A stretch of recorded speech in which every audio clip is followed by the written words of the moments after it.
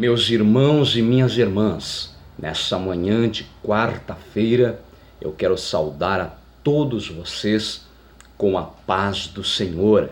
Queremos dar sequência no nosso estudo de introdução aos 66 livros da Bíblia Sagrada. Já falamos acerca do primeiro grupo de livros do Antigo Testamento, a saber, o Pentateuco, e agora nós estamos falando acerca do segundo grupo de livros do Antigo Testamento, que são os livros históricos, que vai do livro de Josué até o livro de Esther. Hoje nós queremos falar acerca do segundo livro do profeta Samuel. E sempre lembrando, né? Essas informações, por mais básicas, sucintas que possam ser, servirão de muita valia quando você for tomar um dos 66 livros da Bíblia Sagrada para fazer leitura, para estudar, tendo informações prévias daquilo que você vai encontrar na sua leitura, no seu estudo. Isso fará com que você tenha um melhor entendimento, uma melhor compreensão daquilo que você vai estar lendo, daquilo que você vai estar estudando. Então, de forma bastante rápida, para que o vídeo não fique longo, nós queremos aqui expor algumas informações acerca do segundo livro do profeta Samuel e também estaremos tecendo comentários acerca dessas informações que eu vou estar lendo aqui no meu material bíblico teológico. Amém? Então vamos lá? O autor do segundo livro do profeta Samuel, desconhecido. Alguns sugerem que Zabud, filho de Natã, provavelmente foi o autor, tá? Esse livro também inclui os escritos de Natã e de Gad. Isso está registrado no primeiro livro das Crônicas, capítulo 29, versículo 29, tá? Pois bem, agora os propósitos, né? Os propósitos pelos quais foi escrito este segundo livro do profeta Samuel. Primeiro propósito: registrar a história do reinado de Davi. Então, né, aqui já está o primeiro propósito. E nós já começamos a entender aquilo que nós vamos encontrar neste livro. Registrar o reinado de Davi. O primeiro livro do profeta Samuel vai acabar então com a morte do primeiro monarca de Israel, a saber, Saul, certo? E então agora no segundo livro do profeta Samuel, então vai ser registrado o reinado de Davi. Sempre lembrando que Davi não assumiu o trono logo a seguir da morte, né, de Saul, mas houve um sucessor, certo? Houve um sucessor, um filho de Saul, que primeiramente foi rei, porém as coisas foram acontecendo, Deus foi trabalhando até que Davi então assumisse o reinado, primeiramente de Judá e depois de todo Israel, certo? E então ficou uma nação unificada, tá? Vamos lá, dando sequência. Os demais propósitos do segundo livro do profeta Samuel: demonstrar a efetiva liderança de Davi em obediência a Deus. Terceiro propósito: revelar como uma pessoa pode fazer a diferença. Davi, no seu temor a Deus, ao contrário de Saul, que desviou-se, né? Davi não, ele amava a Deus, ele temia a Deus, ele tinha toda a reverência, a devoção a Deus, e por esse motivo a sua liderança fez a diferença na nação de Israel. Quarto propósito: mostrar as qualidades pessoais que agradam a Deus. Quinto, retratar Davi como um líder ideal de um reino imperfeito e prenunciar Cristo, que será o líder ideal para o reino novo e perfeito. Tá bom? Então aí os propósitos pelos quais foi escrito o segundo livro do profeta Samuel. Data, né, da escrita do segundo livro do profeta Samuel: 930 a.C., ano 930 a.C., logo após o reinado de Davi. Então foi escrito este livro, tá? o panorama, a terra de Israel, sob o reinado de Davi. Então, o panorama, né? O contexto histórico, né? Então, a terra de Israel sob o reinado do rei Davi. O versículo-chave está no capítulo 5, versículo 12, diz assim: E entendeu Davi que o Senhor o confirmava rei sobre Israel, e que exaltara o seu reino por amor do seu povo. Amém? Pessoas-chave em 2 Samuel, Davi, Joabe, Batseba, Natã e Absalão. Característica particular deste livro: esse livro recebeu o nome do profeta que ungiu Davi e o conduziu a uma vida dedicada a Deus, ou seja, Samuel, tá? Então agora a gente vai aqui no esboço, né? Como se divide aí o segundo livro do profeta Samuel. O livro é dividido basicamente em duas partes. A primeira parte traz como título As Conquistas de Davi, tá? Vai do capítulo 1, versículo 1 até o capítulo 10 e versículo 19. E os assuntos principais dessa primeira parte, as conquistas de Davi. Olha só os assuntos principais. Davi torna-se rei de Judá.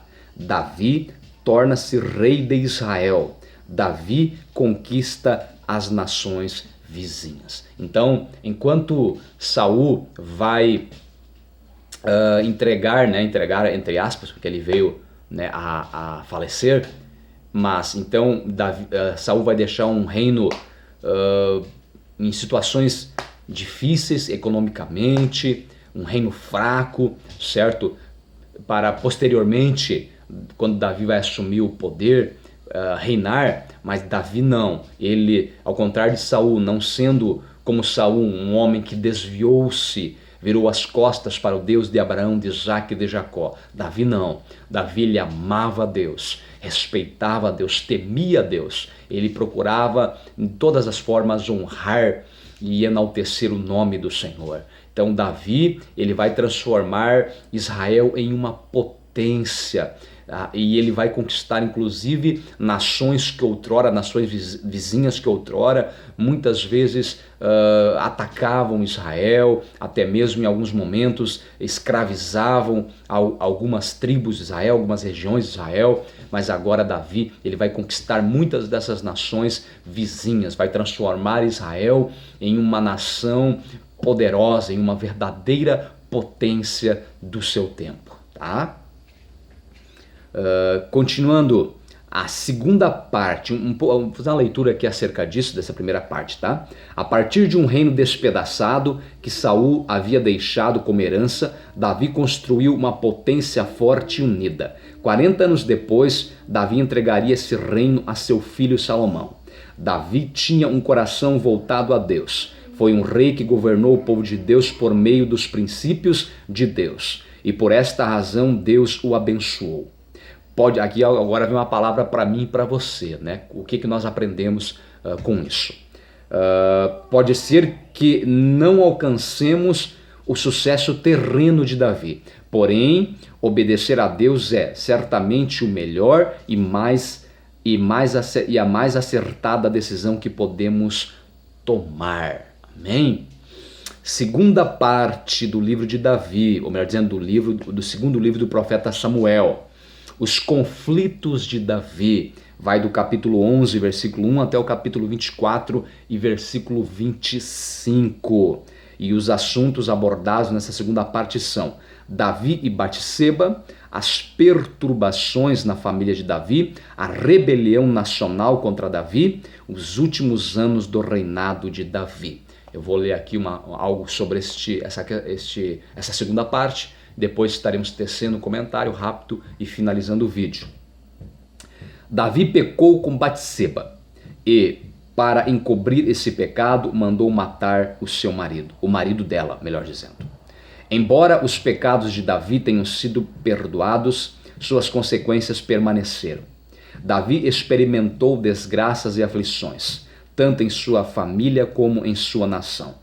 Deus está sempre pronto a perdoar, porém devemos conviver com as consequências de nossos atos. Esconder nossos pecados simplesmente multiplica suas dolorosas consequências. Amém? Agora você pode estar perguntando, irmão Valdecir, você me disse que o segundo livro do profeta Samuel vai abordar sobretudo o reinado de Davi, o quanto ele foi bem sucedido nesse trabalho. Vai apontar como Davi era o homem segundo o coração de Deus, um homem que amava a Deus, o respeitava e o honrava. Porém, essa segunda parte que você mencionou vai dizer que Davi ele cometeu adultério com uma mulher por nome de Batseba, e para piorar ainda ele vai mandar assassinar o marido desta. É verdade, meus irmãos. Nós aprendemos com Davi também, além de suas muitas virtudes, qualidades, como nós falamos, acima de tudo, ele amava a Deus sobre tudo e sobre todas as coisas. Mas nós também aprendemos com os seus defeitos. Davi, como todo ser humano que pisou e que está pisando a face dessa terra, era um homem pecador. Com exceção, é claro, do nosso Senhor Jesus Cristo, que foi o único homem perfeito que aqui pisou. Davi, então, sendo mais um da raça humana, ele também, havia nele a natureza pecaminosa e ele também pecou, ele também pecava. E nós acabamos de citar aí dois pecados, né, hediondos, o adultério e sobretudo o assassinato. Porém, o que fazia de Davi um homem segundo o coração de Deus era a capacidade dele ser humilde, de ele se humilhar, se arrepender dos seus pecados, pedir perdão para Deus, pedir misericórdia para Deus. E a Bíblia vai dizer que todo aquele que se humilha diante de Deus, todo aquele que se humilha, Deus o exaltará. Porém, todo aquele que se exalta, Deus o humilhará, o abaterá. E Davi era um homem humilde, ele era falho, como eu e você. Ele era um homem pecador, mas sempre quando ele pecava, ele tinha temor o suficiente no seu coração. Ele tinha humildade o suficiente para prostrar-se, para curvar-se diante do Senhor nosso Deus e pedir perdão e mudar as suas atitudes, as suas ações, mudar de vida, procurar corrigir as suas falhas, os seus erros. Sempre quando ele reconhecia suas falhas, pedia perdão pelos seus pecados, ele não continuava na prática do pecado, mas ele procurava em Deus o aperfeiçoamento, ele procurava melhorar, ele procurava se desenvolver em Deus, e Deus era com ele. Davi ensina a mim e a você que sim, nós somos falhos, somos pecadores, mas é possível através de uma vida de devoção, através de uma vida de piedade, nós com humildade buscarmos a face do Senhor e sermos aperfeiçoados por Ele a cada dia. É possível sim nós crescermos em estatura espiritual a cada dia. Amém? Então, meus irmãos, eu quero deixar essas palavras no dia de hoje. A minha oração é que Deus abençoe você e a sua família de uma maneira toda especial. Até o dia de amanhã, querendo Deus. Um forte abraço desse seu irmão em Cristo Jesus e amigo Valdecir de Almeida. Amém.